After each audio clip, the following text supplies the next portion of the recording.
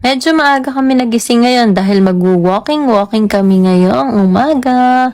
At ayan, gamit nga namin dito ni Just yung baby carrier namin from Kose Baby. Hindi ko alam kung anong tamang bigkas, basta K-O-Z-E tapos baby. Sa may Instagram, sobrang comfy niya gamitin. Meron siyang mesh type, tapos meron ding cotton. Etong sa amin, mesh type siya. Meron kami isang carrier, yung parang may hip seat. Yung naaalis din naman yung hip seat, pero ayaw ni Just umiiyak siya. Dito nagulat akong gustong-gusto talaga niya. O, diba? Ayan, walking lang kami. Dito lang kami sa malapit. Sa school lang ng Ate Bambam nila. Siguro mga isang kanto lang. Tapos, wala ganong tao dito, kaya ang sarap mag-walking, mag-jogging, mag-bike. Dito din minsan nagpapaandar ng sasakyan si Gio. Tapos minsan nagba-basketball sila. Ayan may pa-dance pa nga kami ni Just, 'di ba? Okay na okay siyang gamitin. Tapos, nakakita si Gio ng butterflies. Kaya ayan, gusto niyang hulihin, gustong kunin. Inaalalayan ng daddy niya dahil baka mahulog. Medyo mataas kasi ito. Tapos yung part na nandun yung butterfly, medyo mababa. Tapos, ayan 'di ba? Tapos niyayaya ko ng pauwi. Ayaw pa, Diyos ko po. Ayaw pa umuwi, kakain pa kami. At ayan, buti nayaya na rin namin. O, diba? Pagka uwi namin, nagdede na si Just. Antok na din pala. After no, nagpump na ako. At eto nga yung makulit. O, nakikigulo pa. May dala pa akong kutsara, diba?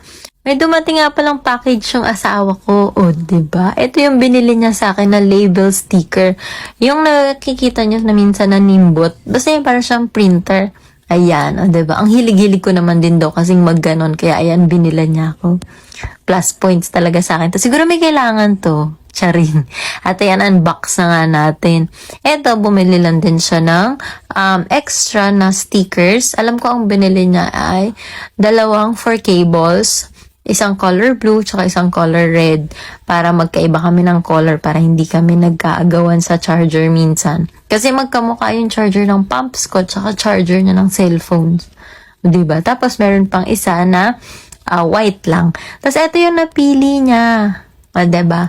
Yung Bobo Duck na limited edition ng D11. D11 yung model ng Nimbut. Kasi meron siyang ibang mga model. Meron D110, D10, ganon. Tapos, ito yung napili niya. Yun yung limited edition. May 2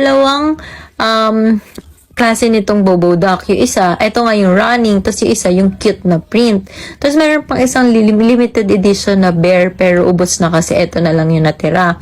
Pero, meron din namang mga plains. Meron white, black, pink. Meron din atang blue.